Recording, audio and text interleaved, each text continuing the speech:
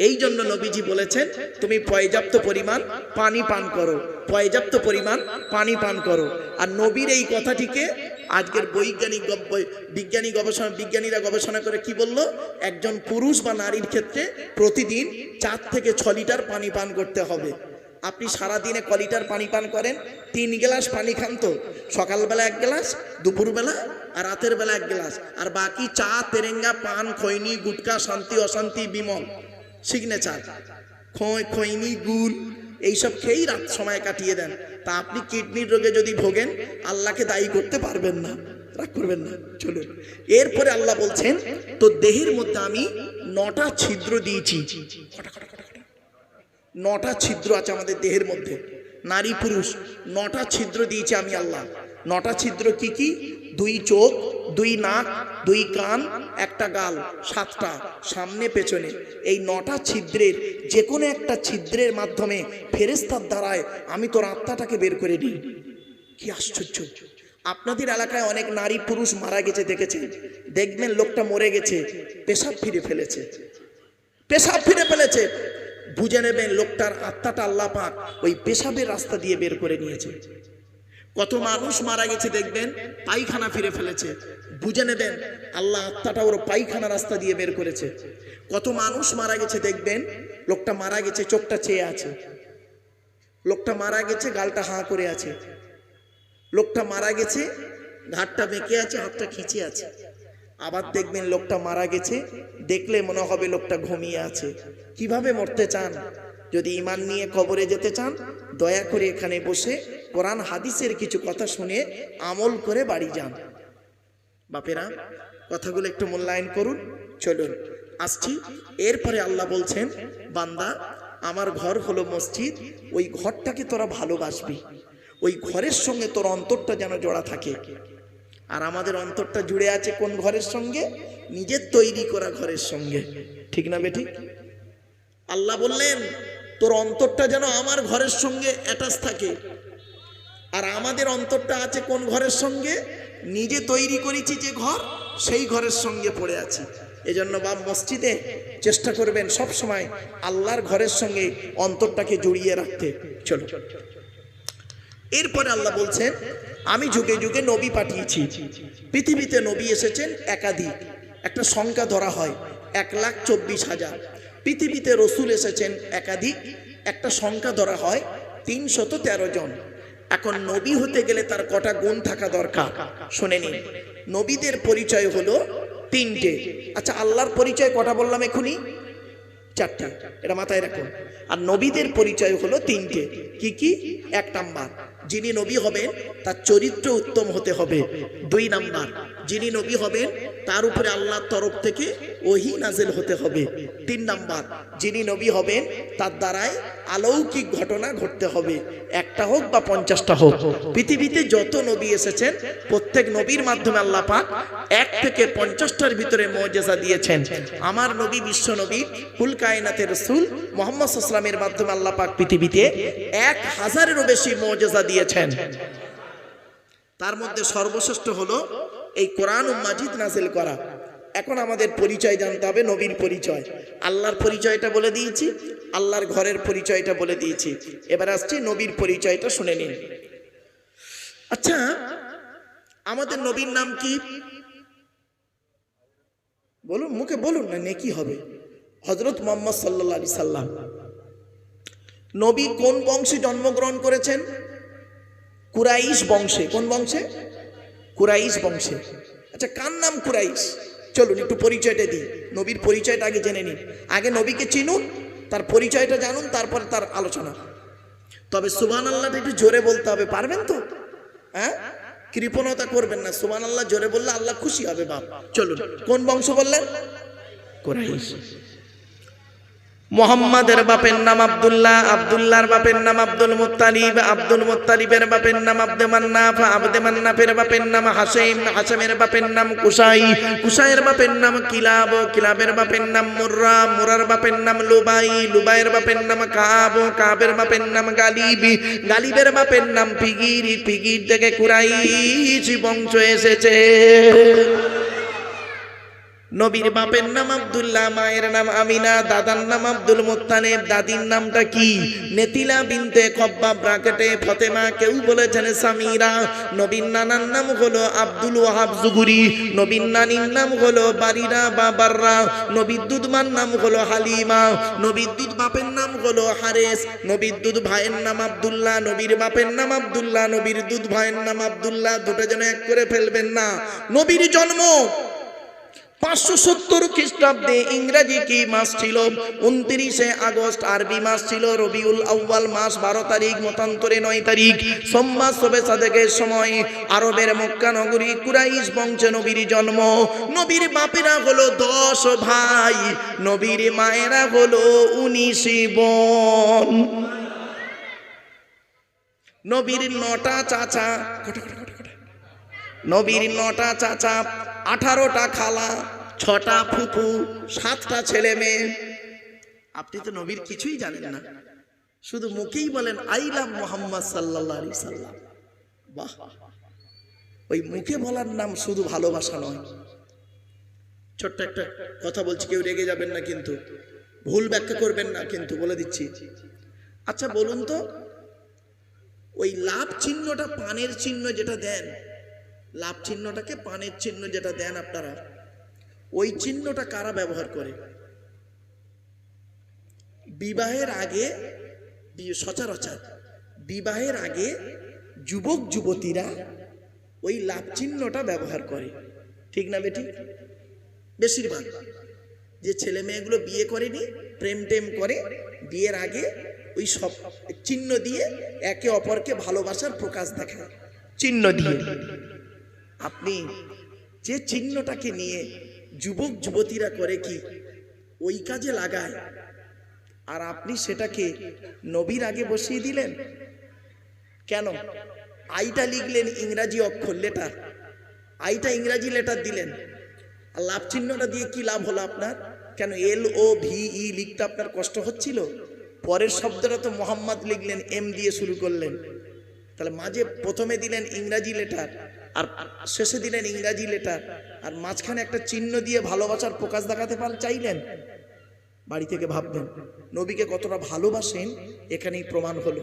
যে চিহ্নটা যুবক যুবতীরা ব্যবহার করে, সেই চিহ্ন দিয়ে আপনি মুহাম্মদ সাল্লাল্লাহু আলাইহি ওয়াসাল্লামকে ভালোবাসার একটা চিহ্ন দেখাতে গেলেন, আর আপনি আদৌ মুহাম্মদ সাল্লাল্লাহু আলাইহি ওয়াসাল্লামের কাজই করেন না। মুহাম্মদ সাল্লাল্লাহু আলাইহি ওয়াসাল্লাম যেভাবে খেতে বলেছেন সেইভাবে আপনি খান না, মুহাম্মদ সাল্লাল্লাহু আলাইহি ওয়াসাল্লাম যেভাবে ঘুমাতে বলেছে সেইভাবে আপনি ঘুমান না, মুহাম্মদ সাল্লাল্লাহু আলাইহি ওয়াসাল্লাম যেভাবে ব্যবসা করতে বলেছে আপনি সেইভাবে ব্যবসাই করেন না। ফর্স মুখে বললেন আই লাভ মুহাম্মদ সাল্লাল্লাহু আলাইহি সাল্লাম, এতে মুহাম্মদের ভালোবাসা হয়ে গেল। হ্যাঁ, এই জন্য বাস্তব কথাটাই আজকের বললাম। খারাপ এর আবার ভুল ব্যাখ্যা করবেন না, বাড়ি থেকে ভাববেন কতটা যুক্তি। কেন আপনি ডাইরেক্ট লিখুন না, LOVE শব্দটা লিখে দিন না, যদি আপনার খুব চায়, মন চায় লিখে দিন। একটা পানের একটা চিহ্ন দিয়ে কোনোদিন রাসূলুল্লাহর ভালোবাসার প্রকাশ করানো যায় না। মনে রাখবেন, অন্তর দিয়ে আমলের মাধ্যমে ভালোবাসার প্রকাশ দেওয়া হয়, ঠিক না বেঠিক? চলো এবার আসছি মুহাম্মদ সাল্লাল্লাহু আলাইহি ওয়াসাল্লামের 9টা চাচা। কটা কটা কটা? 9টা চাচা। 9টা চাচার নাম কি? বড় চাচার নাম হারেস, জুবায়ের, মুকাইয়িম, ফাইদা, জাইদা, আবু লাহাব, হামজা, আব্বাস, আবু তালেব। নবীর বাপ হলো আব্দুল্লাহ। কই আবু জাহালের নাম তো এখানে নেই, তাহলে আবু জাহাল নবীর চাচা নয়। আপনারা তো অনেকেই জানেন আবু জাহাল নবীর চাচা, তাই না? বক্তারা ওয়াজ করে নে আবু জাহাল নবীর চাচা। তা কোন দাদুর ছেলে? ওনার দাদুর ক নম্বর ছেলে ওটা আবু জাহালটা? এই জন্যে বাবা, পড়াশোনা করে স্টেজে ওঠা আর বই পড়ে স্টেজে ওঠা দুটো কিন্তু এক নয়, খারাপ সেন্স নেবেন না। একটা প্রাইমারি স্কুলের টিচার, একটা প্রাইমারি স্কুলের টিচার, একটা ক্যালকাটা ইউনিভার্সিটির একজন লেকচারার, দুটো এক হয়? কোনোদিন এক হয় না। ছোট্ট একটা উদাহরণ দিচ্ছি, রাগ করবেন না কেউ। এরপরে নবীজি বললেন খাওয়া হয়ে গেল, আল্লাহর নাম নাম। তাহলে খাওয়া শুরু হবে আল্লাহর নাম, খাবার শেষ হবে আল্লাহর নাম। নবীর তরিকায় খাবেন, যতক্ষণ খাবেন ততক্ষণ ইবাদত বলে গণ্য হবে। ঘুমানোটা ইবাদত। এই মা বোনেরা শুনে নিন, আমার মায়েরা বোনেরা শুনে নিন, ঘুমানোটা ইবাদত। কি করে হবে? ঘুমানো শুরু হবে আল্লাহর নাম, ঘুম থেকে উঠবেন আল্লাহর নাম, নবীর তরিকায় ঘুমাবেন। মা বোন বাবাজিরা শুনে নিন, নবীজি বলেছেন ঘুমানোর আগে অজু করবে, ঘুমানোর আগে অজু করে নেবে, ঘুমানোর আগে বাতিটা অফ করবে, ঘুমানোর আগে বিছানা ঝেড়ে নেবে, ঘুমানোর আগে দোয়া বলবে, ডান হাতটা ডান চোয়ালিতে রাখবে, ডান কাত ফিরে ঘুমাবে। বেটা ছেলেদের বিনা কারণে উপুড় হয়ে শোয়া নিষেধ, মেয়েদের বিনা কারণে চিত হয়ে শোয়া নিষেধ। কোথায় আছেন আপনি? খালি নামের আগে মোহাম্মদ লিখলেই মুসলমান, শুধু নামাজ পড়লে রোজা রাখলেই মুসলমান না বাবা। বাড়ি থেকে ভাববেন, ঘুমানো শুরু হবে আল্লাহর নাম, ঘুম থেকে উঠবেন আল্লাহর নাম, যতক্ষণ ঘুমাবেন নবী যেভাবে ঘুমাতে বলেছে সেইভাবে ঘুমাবেন, ইবাদত বলে গণ্য হবে। ব্যবসা করাটা ইবাদত, ব্যবসা করাটা ইবাদত। যারা এখানে ব্যবসায়ী আছেন শুনে নিন বাবা, ব্যবসা করাটা ইবাদত। কি করে হবে ব্যবসা ইবাদত? নবীজি বলেছেন ব্যবসা শুরু হবে আল্লাহর নাম, দোকান যখন খুলবেন আল্লাহর নাম নিয়ে খুলবেন, দোকান বন্ধ করবেন আল্লাহর নাম নিয়ে বন্ধ করবেন, নবীর তরিকায় ব্যবসা করবেন। নবীজি যেভাবে ব্যবসা করতে বলেছে সেইভাবে ব্যবসা করুন। নবীজি কিভাবে ব্যবসা করেছেন? নবীজি বলেছেন খবরদার ব্যবসায় ঠকাবে না মানুষকে, ওজনে কম দেবে না। কোরআনে আল্লাহ বলেছেন হারাম, ওজনে কম দেওয়া হলো হারাম। বাড়ি থেকে ভাববেন, বাড়ি থেকে একটু ভাববেন এসব। এজন্য ইবাদত খালি ভাববেন না নামাজ আর রোজাটা শুধু ইবাদত। ইবাদত কিরকম আছে একটা একটা করে আপনাকে বলছি। কিয়ামতের মাঠে এখানে যত পুরুষ বসে আছেন আর নারীরা যারা বসে আছেন, এই নারী আর পুরুষদেরকে আমাদেরকে আল্লাহ কিয়ামতের মাঠে 10 রকম প্রশ্ন করবেন। করকম 10 রকম প্রশ্ন হবে আমার আপনার। এখানে বসে বসে আজকের এই 10 রকম প্রশ্ন উত্তরগুলো খুঁজুন। যদি উত্তরগুলো পেয়ে যান আপনি সকালবেলা ঘুম থেকে উঠে বলবেন ইনশাআল্লাহ আমি জান্নাতি। আর যদি উত্তরগুলো না পান তাহলে আজ থেকে মরণ পর্যন্ত এই উত্তরগুলো খুঁজে বের করবেন। 10টা প্রশ্ন হবে একজন পুরুষকে, একটা পুরুষকে 10 রকম প্রশ্ন করা হবে। কি কি? 1 নাম্বার, আল্লাহ বলবেন স্বামী হিসাবে কতটা দায়িত্ব পালন করেছিলিস? স্বামী হিসাবে এখানে যারা স্বামী হয়ে বসে আছেন স্ত্রীর হক আদায় করেছেন? নবীজি বলেছেন প্রত্যেক স্বামীর দায়িত্ব হলো স্ত্রীর উপরে 17টা শিক্ষা দিতে হবে। আপনি আপনার স্ত্রীকে কটা শিক্ষা দিয়েছেন? একটাও তো দেননি। 17টা শিক্ষা যদি বলি কল্পনা করতে পারবেন না। বলবো 17টা শিক্ষা কি? শুনবেন? শোনেন। 1 নাম্বার, নবীজি আপনি তো স্বামী হয়েছেন, খালি বিয়ে করেছেন মানে হয়ে গেছেন নাকি? এত সোজা নয়, আপনাকে ছাড়া হবে কিয়ামতের মাঠে। 1 নাম্বার নবীজি বলেছেন এই স্বামীরা তোমরা তোমাদের স্ত্রীদের সঙ্গে কি করবে? আসসালামু কাবলাল কালাম। স্বামী স্ত্রী যখন কথাবার্তা বলবে একে অপরকে সালাম দেওয়া নেওয়া করবে। স্বামী স্ত্রীকে সালাম দেবে, স্ত্রী স্বামীকে সালাম দেবে। আল্লাহর রহমত মহব্বত ভালোবাসা আল্লাহ বাড়িয়ে দেবে। বউকে সালাম দেওয়া অভ্যাস আছে? ভাবুন বসে। 2 নম্বরে নবীজি বললেন এই স্বামীরা তোমরা তোমাদের স্ত্রীদেরকে এই শিক্ষা দেবে তারা যেন কোনোদিন কাবা শরীফের দিকে মুখ করে কোনোদিন থুতু যেন না ফেলে। 3 নম্বরে বলা হয়েছে এই স্বামীরা তোমরা তোমাদের স্ত্রীদেরকে এই শিক্ষা দেবে তারা যেন কোনোদিন কাবা শরীফের দিকে মুখ করে কোনোদিন পেশাব পায়খানা যেন না ফেরে। 4 নম্বরে বলা হয়েছে তোমরা তোমাদের স্ত্রীদেরকে এই শিক্ষা দেবে তারা যেন কোনোদিন কাবা শরীফের পেছন ফিরে যেন পেশাব পায়খানা যেন না ফেরে। 5 নম্বরে বলা হয়েছে তোমরা তোমাদের স্ত্রীদেরকে এই শিক্ষা দেবে তারা যেন কোনোদিন গোসলখানায় বাথরুমে পেশাব যেন না ফেরে। কোথায় আছেন আপনি? এরপরে নবীজি বললেন এই স্বামীরা তোমরা তোমাদের স্ত্রীদেরকে এই শিক্ষা দেবে তারা যেন কোনোদিন গোসলখানায় উলঙ্গ অবস্থায় গোসল যেন না করে। এরপরে নবী বললেন তোমরা তোমাদের স্ত্রীদেরকে এই শিক্ষা দেবে তারা যেন কোনোদিন হাতের চুড়ি, এই মা বোনেরা শুনে নিন, হাতের চুড়ি কোনোদিন 1-এর বেশি পরবেন না। নবীজি বলেছেন 1 হাতে 1টা চুড়ি পরবে মেয়েরা, 1 হাতে 2, 3, 4টে চুড়ি পরা নিষেধ। কেন? নবী বললেন তোমার স্ত্রীর চুড়ির ঝুনঝুনি আওয়াজটা পরপুরুষের জন্য হলো হারাম। কোথায় আছেন আপনি? এরপরে নবীজি বললেন এই স্বামীরা তোমরা তোমাদের স্ত্রীদেরকে এই শিক্ষা দেবে তারা যেন কোনোদিন মাথার বালিশ তারা যেন কোনোদিন 2টো ব্যবহার যেন না করে। 4 নম্বরে বলা হয়েছে তোমরা তোমাদের স্ত্রীদেরকে এই শিক্ষা দেবে তারা যেন কোনোদিন মাথার বালিশ মাথার বালিশ তারা যেন কোনোদিন 2টো ব্যবহার যেন না করে। 5 নম্বরে বলা হয়েছে তোমরা তোমাদের স্ত্রীদেরকে এই শিক্ষা দেবে তারা যেন কোনোদিন স্বামী একটা আলাদা বালিশ, স্ত্রী একটা আলাদা বালিশ, খবরদার নয়। স্বামী স্ত্রী যখন ঘুমাবে একটি মাত্র লম্বা বালিশে মাথা রেখে ঘুমাবে। স্বামী স্ত্রী যদি এক বালিশে মাথা রেখে ঘুমায়, আল্লাহর রহমত, মহব্বত, ভালোবাসা আল্লাহ বাড়িয়ে দেবে। কোথায় আছেন আপনি? এখানে যারা মেয়েদের বিয়ে দিয়েছেন, শ্বশুর হয়েছেন, এখানে অনেক শ্বশুর বসে আছেন, তাই তো নাকি?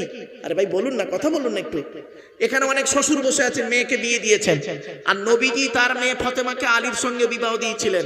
তাহলে নবী একজন শ্বশুর, আপনিও শ্বশুর, নবীও শ্বশুর। চলুন দেখে এই দুই শ্বশুরের পার্থক্য করে একটু দেখি। আসমান আর জমিন তফাৎ। আপনি আপনার মেয়েকে যখন শ্বশুর বাড়ি পাঠিয়েছেন, কি কি দিয়েছিলেন আর কি কি বলেছিলেন? আর নবীজি তার মেয়েকে যখন শ্বশুর বাড়ি পাঠিয়েছিলেন, কি কি দিয়েছিলেন আর কি কি বলেছিলেন? দয়া করে একটু শুনে যান, দয়া করে একটু শুনে যান, আমি আপনাদের করজোড়ে বলছি। আপনি আপনার মেয়েকে যখন শ্বশুর বাড়ি পাঠিয়েছেন, কি দিয়েছিলেন? খাট, গদি, ড্রেসিং টেবিল, আলমারি, খাটের সঙ্গে দুটো ছোট ছোট মাথার বালিশ, বিশাল বড় একটা ঠ্যাং বালিশ, এইতে দিয়েছিলেন। আর দান সাজ দিয়েছিলেন। আর নবীজি তার মেয়ে ফাতেমাকে কি দিয়েছিলেন শুনে নিন। একটা খেজুর পাতার চাটাই, একটা কম্বল, একটা পানির কলসি, একটা জাঁতা, দুটো জামা, একটি মাত্র চামড়ার বালিশ। আল্লাহ রাসূল বললেন, আমার মেয়ে ফাতেমা আর আলী এক বালিশে মাথা রেখে ঘুমাবে, ওদের স্বামী স্ত্রীর মহব্বত, আল্লাহর রহমত নাজিল হবে। আর আপনি কি করেছেন? আপনি বাপ। চলুন এরপরে আসছি নবীজি। আপনি আপনার মেয়েকে কি বলে শ্বশুর বাড়ি পাঠিয়েছিলেন? বিয়ের দিনে আপনার মেয়ে, বিয়ের দিনে বরযাত্রী এসে খেয়ে চলে গেল, বরের গাড়িটা দাঁড়িয়ে আছে, বরের গাড়ি দাঁড়িয়ে আছে, আপনার মেয়েকে নিয়ে যাবে। তো আপনার মেয়েকে যখন নিয়ে যাচ্ছে, যাওয়ার সময় আপনার মেয়ে কি করেছিল? আপনার মেয়ে করেছেন কি? মায়ের গলা জড়িয়ে কেঁদেছে, ভাই বোনের গলা জড়িয়ে কেঁদেছে, অবশেষে বাপের গলা জড়িয়ে কাঁদছিল। আপনার গলা জড়িয়ে যখন কাঁদছিল, আপনি মেয়েকে সান্ত্বনা দিয়ে কি বলেছিলেন? কাঁদিস নি মা, কাঁদিস নি, আমরা কাল সকাল সকাল যাচ্ছি। ঠিক না বেটা? আর আল্লাহর নবী কি বলেছিলেন শুনে নিন। আপনি আপনার মেয়েকে এই বলে সান্ত্বনা দিয়ে শ্বশুর বাড়ি পাঠিয়েছেন, কাঁদিস নি মা, কাঁদিস নি, আমরা কাল সকাল সকাল যাচ্ছি।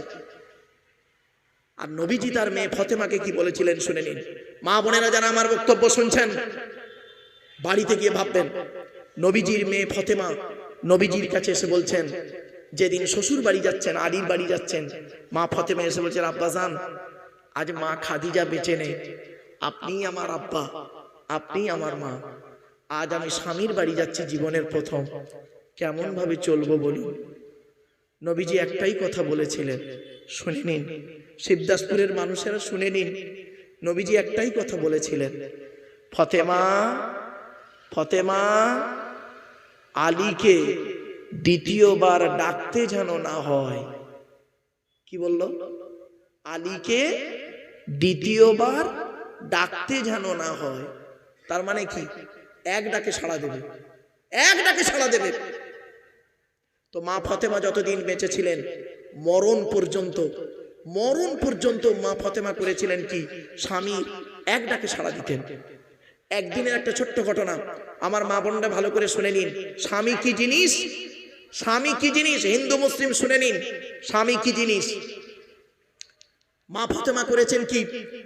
একদিনের একটা ছোট্ট ঘটনা, হযরত আলী নবীজির দরবার থেকে বাড়ি আসছেন, অনেক রাত হয়ে গেছে। ফাতেমা, হাসান হোসাইন দুটো বাচ্চা ছেলে আছে। হযরত আলী না বাড়িতে রাস্তায় আস্তে আস্তে মনে মনে ভাবছেন, ইস, কি ভুল করলাম, এত রাতে বাড়ি যাচ্ছি, ফাতেমা আছে আর হাসান হোসাইন দুটো বাচ্চা রয়েছে, কি না ভাবছে। এসেছেন হযরত আলী, এসে ওই ঘরের বালাটা আস্তে করে নাড়া দিয়ে বলেছেন, হালকা আওয়াজে বলেছেন, ফাতেমা। একবার ডেকেছে ফাতেমা বলে, সঙ্গে সঙ্গে মা ফাতেমা করেছেন কি? নবীর কন্যা ফাতেমা লাব্বাইক বলে দরজা খুলে দিয়েছেন।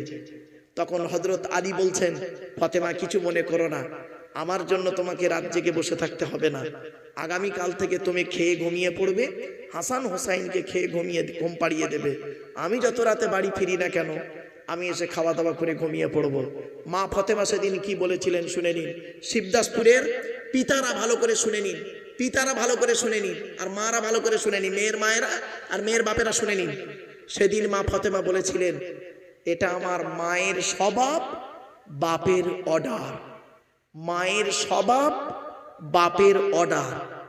তখন হযরত আলী বলছেন, মায়ের স্বভাবটা কি একটু খুলে বলো তো শুনি। তখন ফাতেমা বলছেন, আমরা হলাম 7 ভাই বোন। মুহাম্মদ সাল্লাল্লাহু আলাইহি ওয়াসাল্লামের 7টা ছেলে মেয়ে, 3টে পুত্র সন্তান, 4টে কন্যা সন্তান। তো 3টে পুত্র সন্তান বাল্যকালে মারা যায়। 4টে কন্যা সন্তানকে জয়নাব, রুকাইয়া, উম্মে কুলসুম, ছোট মেয়ে ফাতেমা। বলছে আমাদের 4 বোনকে আমার মা খাইয়ে, ঘুম পাড়িয়ে দিয়ে, শুইয়ে দিয়ে, আমি ফাতেমা আমার মাকে নিজে চোখে দেখেছি। আমি নিজে চোখে দেখেছি আমার মা খাদিজাকে। আমার মা করতেন কি, খেতেন না, শুতেন না যতক্ষণ না আমার আব্বা বাড়ি আসতেন। আব্বা যখন বাড়ি এসে একবার খাদিজা বলে ডাকতেন, একবার খাদিজা বলে ডাকতেন, আমার মা করতেন কি, লাব্বাইক বলে দরজা খুলে দিতেন। এই অভ্যাসটা আমি মায়ের থেকে শিখে নিয়েছি। আপনার মেয়ে আপনার জামাইয়ের জন্য এই কাজটা করে, আরে আপনার স্ত্রী তো আপনার জন্য করে না, তা আপনার মেয়ে জামাইয়ের জন্য করবে কি করে? ডাইসটাই তো খারাপ, ডাইসটাই তো খারাপ। রাগ করবেন না। আপনি কি করে বুঝবেন আপনার স্ত্রী ছোট লোক ঘরের মেয়ে? মা বোনেরা শুনে নিন, আপনি কি করে বুঝবেন আপনার স্ত্রী ছোট লোক ঘরের মেয়ে? শুনে নিন, হিন্দু মুসলিম সকলকে বলছি, কি করে বুঝবেন আপনার স্ত্রী ছোট লোক ঘরের মেয়ে? শুনে নিন, গায়ের চামড়া দেখে বোঝা যায় না মানুষকে। শুনে নিন, বেশি নয়, ঈদের সময় আর পুজোর সময়, হিন্দু ভাইদের পুজো আর আপনাদের মুসলমানদের ঈদ, ঈদ বা পুজোর সময় করবেন কি, আপনি করবেন কি, আপনার ঈদের আগের দিনে, চাঁদ রাতের দিনে 2টো শাড়ি কিনবেন। 2টো শাড়ি, একটা শাড়ি নেবেন 1000 টাকা দামের, আর একটা শাড়ি নেবেন 3000 টাকা দামের। 1000 টাকা দামের শাড়িটা নেবেন আপনার মায়ের জন্য, আর 3000 টাকা দামের শাড়িটা নেবেন আপনার শাশুড়ি মায়ের জন্য, শাশুড়ি মায়ের জন্য। তা মোট 4000 টাকা দামের 2টো শাড়ি কিনবেন, এনে আপনার স্ত্রীকে দেবেন চাঁদ রাতে, ঈদের দিন রাতের বেলা দেবেন। দিয়ে বলবেন, সোনা, বউকে বলবেন, সোনা এই 2টো শাড়ি কিনেছি, একটা শাড়ি আমার মায়ের জন্য নিয়েছি, এর দাম 1000 টাকা, আর একটা শাড়ি তোমার মায়ের জন্য নিয়েছি, এর দাম 3000 টাকা। মা পড়তে ভালোবাসে তো। এই কথাটা শোনার পরে যদি আপনার স্ত্রী সঙ্গে সঙ্গে আপনাকে এই কথাটা বলে, এটা কেন করলে, এটা কেন করলে বলো, কি তোমার মায়ের শাড়িটা 1000, আমার মায়েরটা 3000, এটা কেন করলে? 2টো মিলে তো 4000 হয়, 2টো মিলে 4000 হয়। তাহলে 2টো শাড়ি নিতে পারতে, 2000 করে 2টো শাড়ি, কালারটা আলাদা করতে পারতে। যদি এই কথা বলে, জানবেন ওই মেয়েটার মা ভালো, ওর গোষ্ঠী ভালো, ভদ্র ঘরের মেয়ে, ভদ্র ফ্যামিলির মেয়ে। সে সাদা কালো মেয়ে হতে পারে, যেই মেয়ে হতে পারে। আর যদি দেখেন আপনার স্ত্রী আপনার মায়ের শাড়ির দিকে না তাকিয়ে ওর মায়ের ওই 3000 টাকার দামের শাড়িটা নিয়ে যদি বলে, আমার মা না, আমার মা না, এর থেকে আরো দামি শাড়ি পরি, জানবে ছোট লোক ঘরের মেয়ে, একদম স্পেশাল ছোট লোক ঘরের মেয়ে। কি বুঝলেন? শুনে নিন, বেশিরভাগ মেয়েদের সংসার নষ্ট হয় মেয়ের মায়ের কান ভাঙানিতে, ঠিক না? ঠিক। বেশিরভাগ মেয়েদের সংসার নষ্ট হয় মেয়ের মায়ের কান ভাঙানিতে। যে মেয়ের মা যত বেশি চালাক, ওই মেয়ের কপালে তত তাড়াতাড়ি তলাক। এজন্য মেয়ের মায়েদের বলে যাচ্ছি, মেয়ের মায়েরা শুনে নিন, কি হিন্দু কি মুসলিম, মেয়ের মায়েদের বলে যাচ্ছি, ছেলের মায়ের সঙ্গে বেশি টেক্কা দিতে যাবেন না।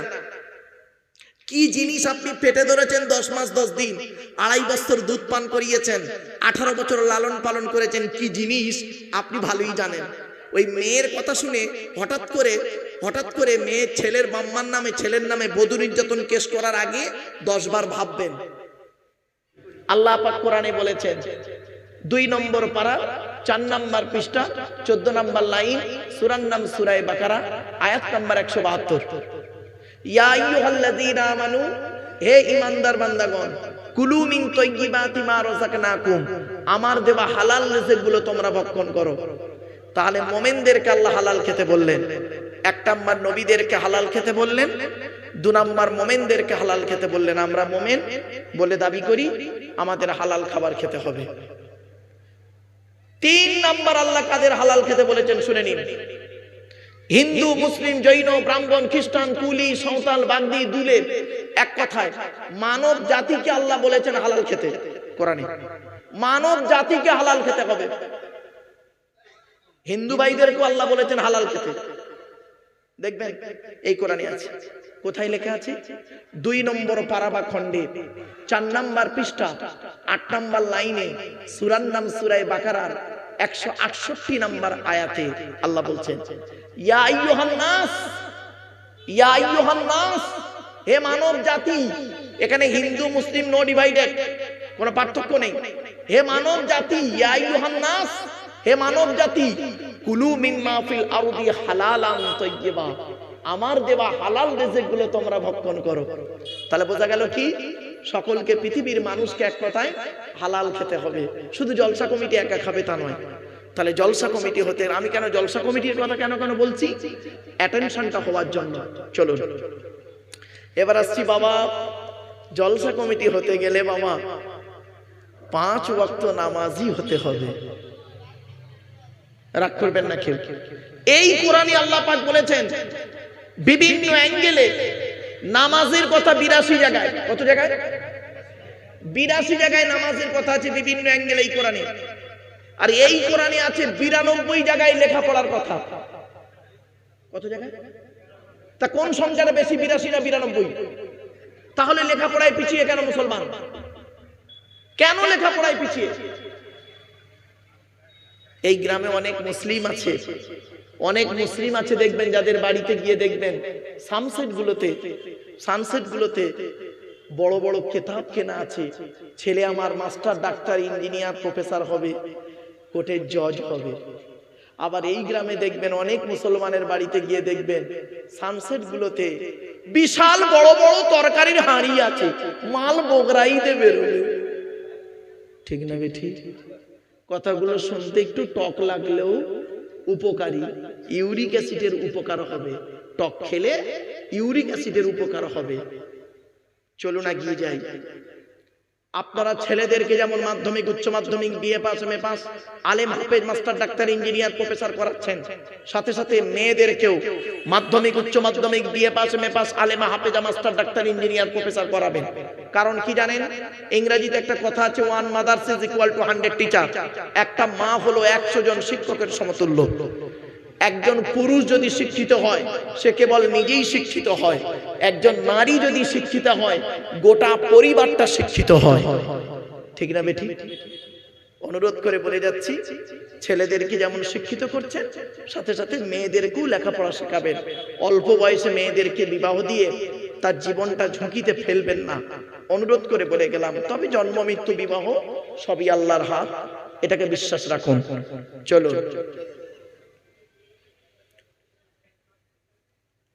বক্তা বলেছি, কমিটি বলেছি, জলসা কমিটি বলেছি, মসজিদ কমিটি কিন্তু বলিনি।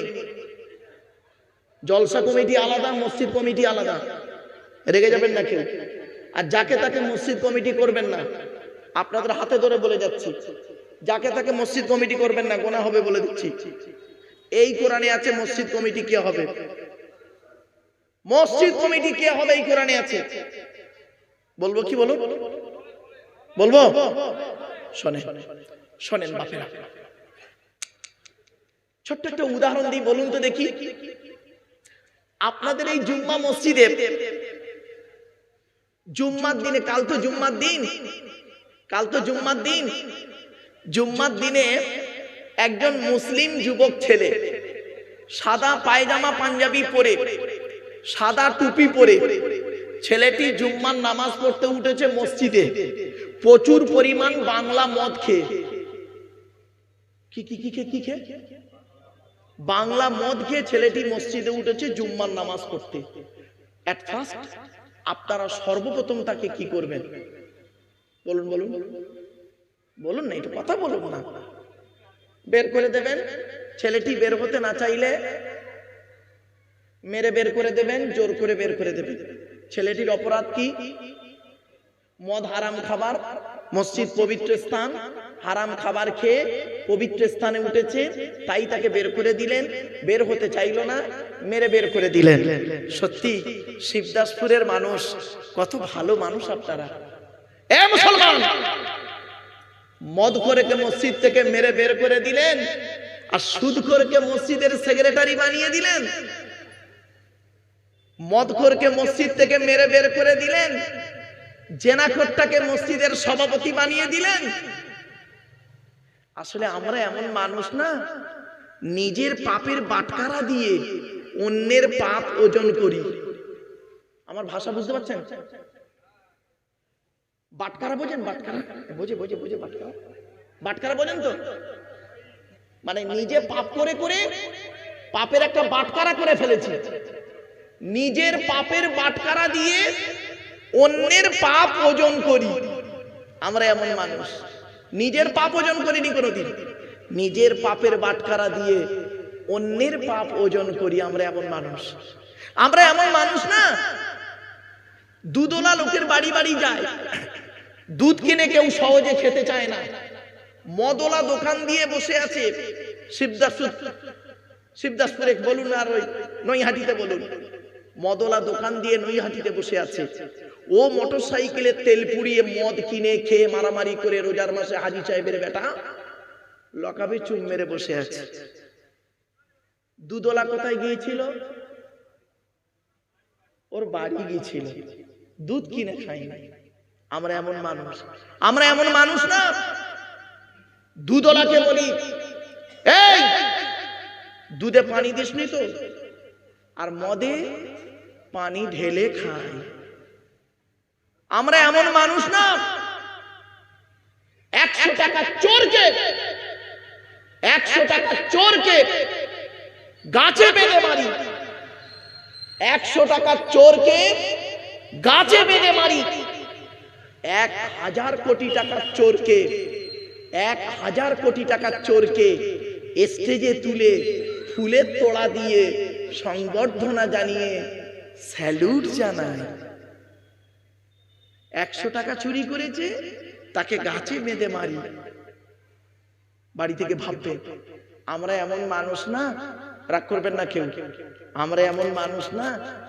চালনি বোঝেন? চালনি, চালনি আটা চালে কি বলেন? চালনি।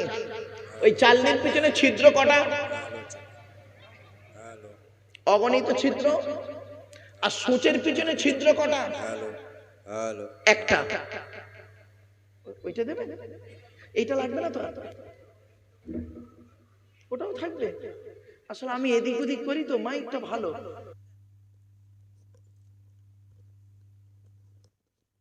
Hello hello hello. আমরা এমন মানুষ না, এবারে বুঝতে পারছেন আপনারা বাপেরা? হ্যালো, আচ্ছা চলুন একদম ধীরস্থির ভাবে শুনে নিন। ওয়াজটা কি জানেন? শুনে শুনে বুঝে প্র্যাকটিক্যাল করার নাম হলো ওয়াজ। শুনে বুঝে প্র্যাকটিক্যাল করার নাম হলো ওয়াজ। এটা মাথায় রাখুন। চলুন। তো চালনির পিছনে ছিদ্র অনেক, আর সূচের পিছনে ছিদ্র কটা? সূচের পিছনে ছিদ্র কটা বলুন না? একটা। তো চালনি একদিন সূচকে বলছে, কে বলছে? কে বলছে? চালনি একদিন সূচকে বলছে, তোর পিছনে ছিদ্র কেন রে? তা সূচ কি উত্তর দেবে? এখানে বসে বসে ভাবুন। চালনি সূচকে বলছে, তোর পিছনে ছিদ্র কেন? তা সূচ কি উত্তর দেবে? আমার তো একটা, আর তোরটা দেখ 1000টা। বাড়ি থেকে ভাববেন, মাইকের সামনে এসে কিছু বলে দেবার নাম বক্তা নয়। মনে রাখবেন, 3টে জিনিস কোনোদিন ব্যাকে আসে না, সব সময় সামনের দিকে যায়। 1 নাম্বার, ধনুক থেকে তীরটা বের হয়ে গেলে ওই তীরটা আর কোনোদিন ব্যাকে আসে না। 2 নাম্বার, দেহ থেকে আত্মাটা বের হয়ে গেলে ওটা আর পৃথিবীতে রিটার্ন দেওয়া হয় না। 3 number, it is very very important, জবান থেকে কথা বের হয়ে গেলে ওটা আর কোনোদিন ব্যাকে আসে না। বাবা, 1 ঘন্টা লেকচার দিতে গেলে 3 ঘন্টা স্টাডি করতে হবে, পড়াশোনা করতে হবে। এত সহজ জিনিস নয়। পৃথিবীর সব থেকে কঠিন কাজ কি জানেন? MA সেকেন্ড ইয়ারের স্টুডেন্টদেরকে সেদিন পড়াতে পড়াতে একটা প্রশ্ন করেছিলাম, বলতো দেখি পৃথিবীর সব থেকে কঠিন কাজ কি? আর পৃথিবীর সব থেকে সহজ কাজ কি? তাই স্টুডেন্টদের যেমন ব্রেন বলছে, স্যার পৃথিবীর সব থেকে কঠিন কাজ তো মারাত্মক জিনিস। আমি বললাম, শোন, পৃথিবীর সব থেকে কঠিন কাজ হলো, শুনে নিন, আত্মসমালোচনা করা, নিজেকে নিয়ে সমালোচনা করা, আত্মসমালোচনা করা। এটা খুব কঠিন কাজ, আর এটা করলে নেকি হয়, নেকি হয়। এটা খুব কঠিন কাজ। পৃথিবীর সব থেকে কঠিন কাজ হলো আত্মসমালোচনা করা। আর পৃথিবীর সব থেকে সহজ কাজ কি জানেন? পর সমালোচনা করা, অন্যের সমালোচনা করা। এটা করলে গোনাহ হয়। বাড়ি থেকে একটু ভাববেন। অনুরোধ করে আপনাদের বলে যাচ্ছি, বাপ, এত কষ্ট করে জলসা দিচ্ছেন, প্রচুর পরিমাণ রাস্তায় লোক ছিল। আমি তো ভেবেছিলাম প্যান্ডেল মনে হয় খুলে ফেলতে হবে, কিন্তু এসে দেখলাম যতটা আকাশ গর্জন করে ততটা বৃষ্টি হয়নি। তবে জানি আল্লাহর রহমত, বৃষ্টি হবে, ঠিক টাইম হোক, বৃষ্টি ঠিক হবে আল্লাহর রহমতে। তো আমার বাপেরা, অনুরোধ করে বলে যাচ্ছি, মসজিদ কমিটি হতে গেলে 5টা গুণ থাকতে হবে। এই কোরআনে আল্লাহ বলেছেন। কোথায় আছে? 10 নম্বর পারার 8 নম্বর পৃষ্ঠা 9 নম্বর লাইনে সূরার নাম সূরায়ে তাওবার 18 নম্বর আয়াতে আল্লাহ বলছেন, ইন্নামা ইয়ামুরু মাসাজিদাল্লাহ মান আমানা বিল্লাহ ওয়াল ইয়াউমিল আখির ওয়া আকামাস সালাত ওয়া আতাজ যাকাত ওয়া লাম ইয়াখশা ইল্লাল্লাহ ফাসা উলাইকা আন ইয়াকুনু মিনাল মুহতাদিন। সহজ সরল বাংলা মানেটা কি? আল্লাহ বলছেন, মসজিদের দায়িত্ব তারাই নেবে যাদের মধ্যে 5টা গুণ থাকবে। 1 নাম্বার, মান আমানা বিল্লাহ, যে ব্যক্তি 100% আল্লাহকে বিশ্বাস করবে। 2 নাম্বার, ওয়াল ইয়াউমিল আখির, যে ব্যক্তি 100% কিয়ামতকে বিশ্বাস করবে। 3 নাম্বারটা খুব ইম্পর্টেন্ট, কি? ওয়া আকামাস সালাত, 5 ওয়াক্ত নামাজ আদায় করবে। ও বাবা, অনেক মসজিদ আছে, তার কমিটিরা অনেকে আছে 5 ওয়াক্ত নামাজ পড়ে না, ঠিক না বেঠিক? 4 নাম্বার হলো ওয়া আতাজ যাকাত, যদি অর্থ যাকাত ফরজ হয় যাকাত আদায় করতে হবে, গরিব হলে আদায় করতে হবে না। 5 নাম্বারটা কি? ওয়ালাম ইয়াখশা ইল্লাল্লাহ, আল্লাহ ছাড়া কাউকে ভয় করবে না। এই 5টা গুণ যার মধ্যে থাকবে, ওই ব্যক্তি মসজিদ কমিটি হওয়ার যোগ্য ব্যক্তি। জ্ঞানী গুণী বুদ্ধিজীবী মানুষ, আলোচনার শুরুতেই কথাগুলো বলে নিচ্ছি যাতে করে কোনো ফ্যাকড়া যেন না থাকে, সেজন্য আলোচনার শুরুতেই টুকটুক করে বলে নিলাম। তো বক্তা হলো, কমিটি হলো, এবার আসছি শ্রোতা। শ্রোতা হতে গেলে আপনাদের 3টে জিনিস লাগবে। কটা বাবা? 3টে জিনিস লাগবে। শুধু এখানে এসে বসলেই শ্রোতা নয়, 3টে জিনিস লাগবে শ্রোতা হতে গেলে আপনাদের। কি কি? 1 নাম্বার, শরীর পাক।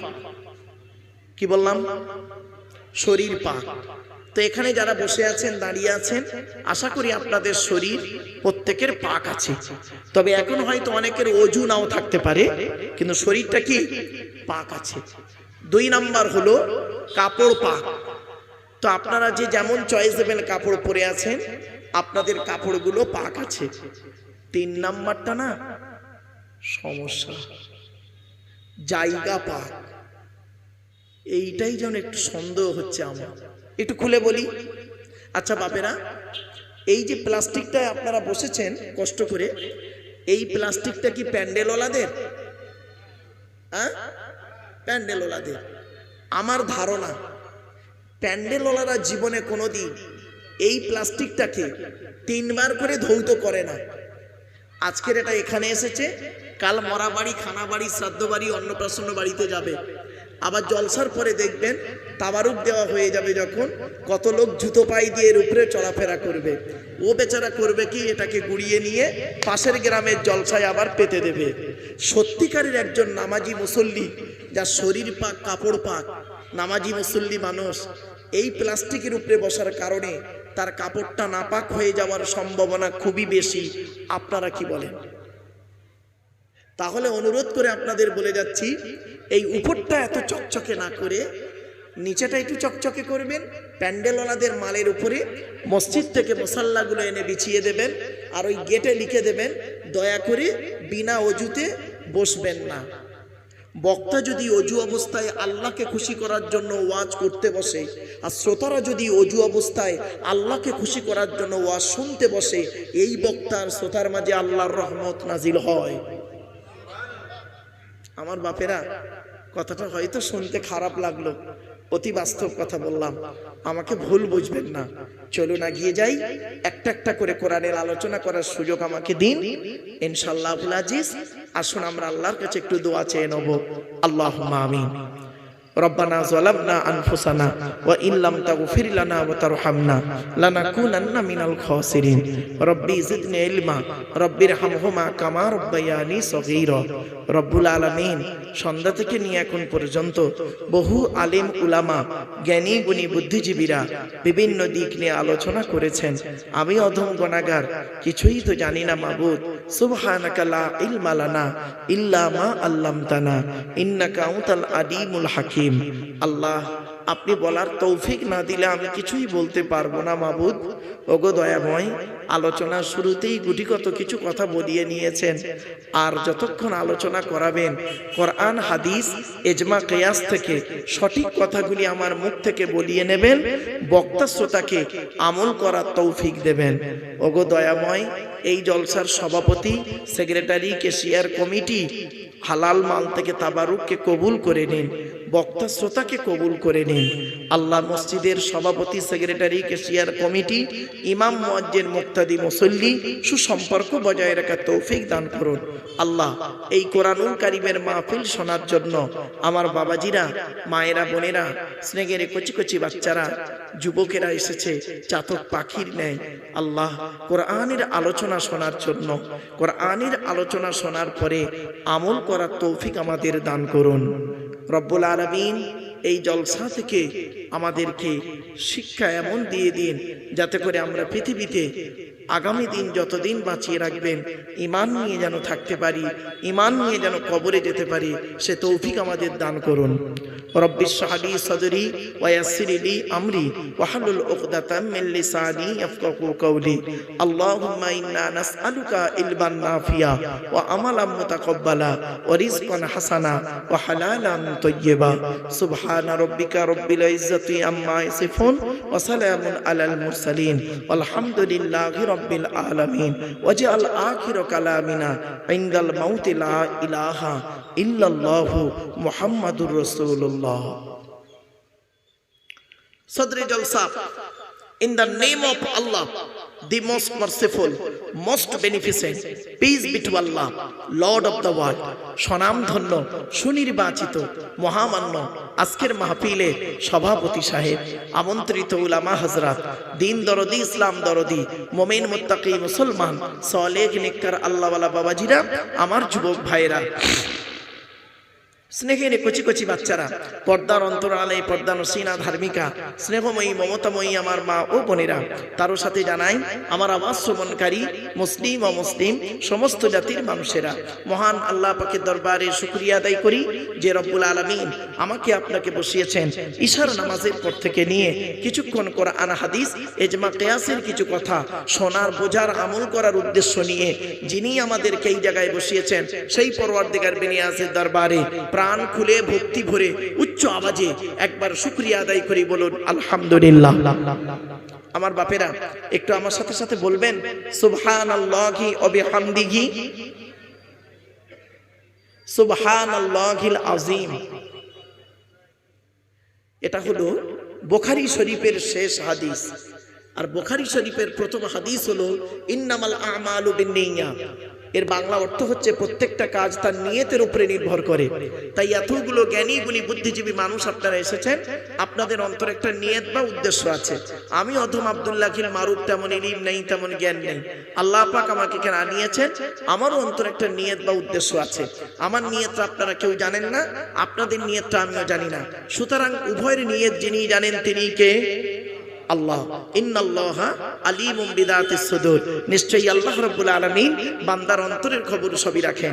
তাই আজকের এখানে যা কিছু আলোচনা হবে আপনাদের মাঝে, আমার মাঝে, আজকের আলোচনার সাক্ষী থাকবে কে? আল্লাহ। আল্লাহু শাহীদুন বাইনি ওয়া বাইনাকুম। আপনাদের মাঝে আমার মাঝে আজকের আলোচনার সাক্ষী রাখলাম সৃষ্টিকর্তা আল্লাহ পাককে। এবার আসছি আলোচনার বিষয়বস্তু সম্পর্কে। আজকে আমি আপনাদের কাছে কিসের উপরে আলোচনা করব বলে নিচ্ছি। আগে আমার হাতে একটি কিতাব আছে, এই কিতাবটির নাম হলো কোরআনুল মাজিদ, তাই তো বাবা? বলুন না। আচ্ছা, এই কোরআন কার বাণী? আল্লাহর বাণী। এখন যার বাণী তার পরিচয় আমাদের জানা দরকার, ঠিক না বেঠিক?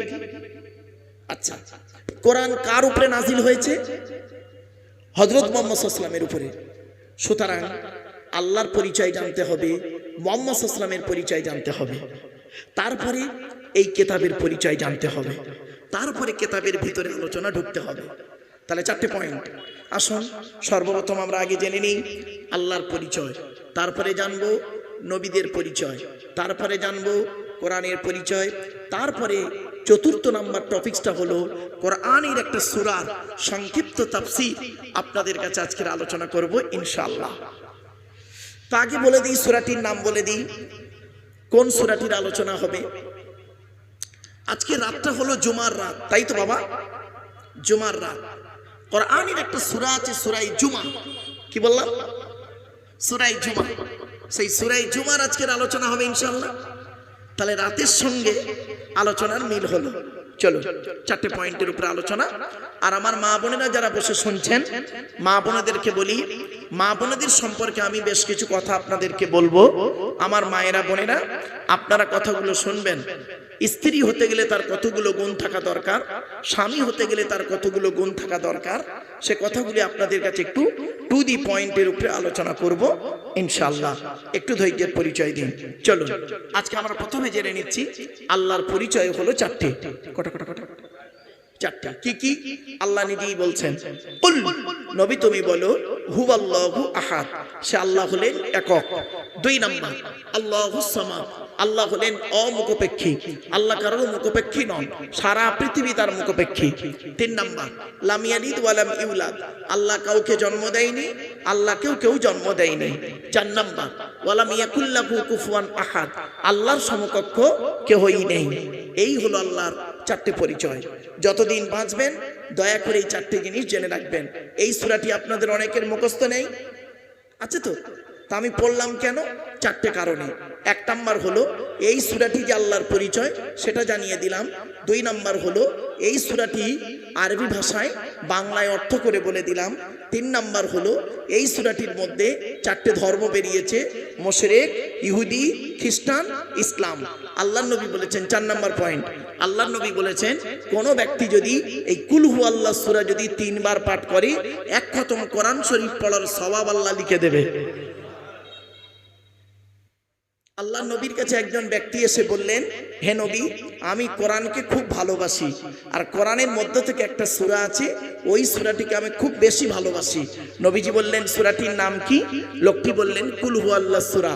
নবীজি বললেন, এই কুল হু আল্লাহ সূরাকে অত্যাধিক ভালোবাসার কারণে আল্লাহ রাব্বুল আলামিন কিয়ামতের মাঠে তোমার নাজাতের ওসিলা করে দেবে।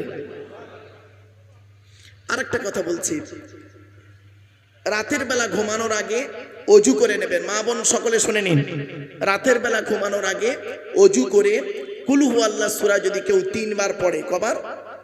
3 বার অজু করে ঘুমাবেন, আর 3 বার কুল হু আল্লাহ সূরা পড়বেন, আর কুল আউযু বিরাব্বিল ফালাক 7 বার, কুল আউযু বিরাব্বিন নাস 7 বার পড়ে যদি নিজের গায়ে, স্ত্রীর গায়ে, ছেলে মেয়ের গায়ে যদি ফুঁক দেন, জেন ভূত পরি জাদু বান টোনা কিছুই লাগবে না।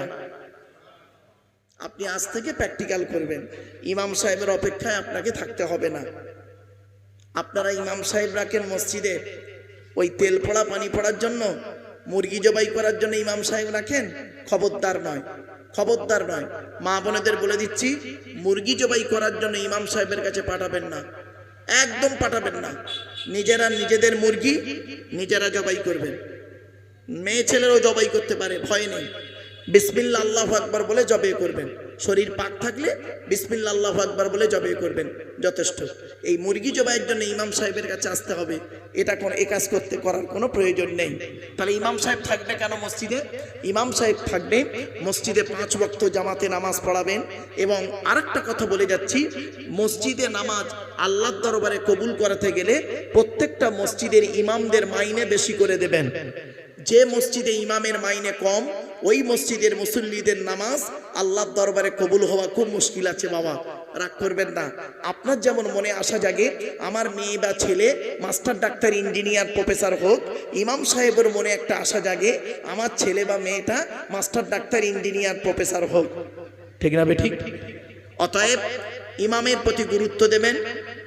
আজ একটা কথা আপনাদের বলে যাচ্ছি, আজকে এত কষ্ট করে জলসা দিচ্ছেন, আমি আব্দুল্লাহ মারুফ হলাম আপনাদের কাছে 2 থেকে 3 ঘন্টার সুখের বন্ধু, কিন্তু আপনাদের মসজিদের ইমাম সাহেবরা হলো 365 দিনের সুখ এবং দুঃখের বন্ধু, ঠিক না ঠিক? সুতরাং দাঁত থাকতে দাঁতের মূল্য দিন। চলুন এবার আসছি, আল্লাহ রাব্বুল আলামিন বলেন তো দেহের মধ্যে আমি 4টে জিনিস দিয়েছি গুরুত্বপূর্ণ। কি কি? 1 number brain, 2 number heart, 3 number liver, 4 number kidney. এই 4টে জিনিসকে বাড়িতে যত্ন করবেন। আল্লাহ বলছেন তোর ব্রেন দিয়েছি, ভালো চিন্তা করবি, লোকের গোঁজা মারতে যাবি না। আর আমরা ব্রেন নিয়ে কি করেছি? লোকের গোঁজা মারতে ভালোবাসি, ঠিক না বেঠি? ভালো চিন্তা কোনোদিন আমাদের মাথায় আসেনি, সর্বদা খারাপ চিন্তায় আমাদের ব্রেনটা মগ্ন। আল্লাহ রসুল বলছেন আল্লাহ তোমার ব্রেন দিয়েছে, ভালো চিন্তা করো, ভালো ভালো কাজগুলো করো। 2 নাম্বার হলো হার্ট, হার্টটাকে যত্ন করবেন। 3 নাম্বার হলো লিভার, লিভার দিয়েছে আল্লাহ, খুব গুরুত্বপূর্ণ একটা অঙ্গ, অর্গান দেহের মধ্যে। এই লিভারটাকে ঠিক রাখার জন্য আল্লাহ পৃথিবীতে 2টো খাবার তৈরি করেছেন। 2টো খাবারের নাম কি? একটা ফল, একটা সবজি। ফলটার নাম হলো পেঁপে, আর সবজিটার নাম হলো পেঁপে, আর ফলটার নাম হলো বাতাবি লেবু। এরপরে আল্লাহ বলছেন তোর দেহটাকে ঠিক রাখার জন্য 2টো কিডনি দিয়েছি, কিডনি কিডনি কিডনি 2টো দিয়েছি। একটা যদি কোনো রকম খারাপ হয়ে যায় আর একটা দিয়ে তুই কাজ চালিয়ে নিবি, আর 2টোই যদি খারাপ হয়ে যায় তাহলে বাঁচার আশা ছেড়ে দিবি।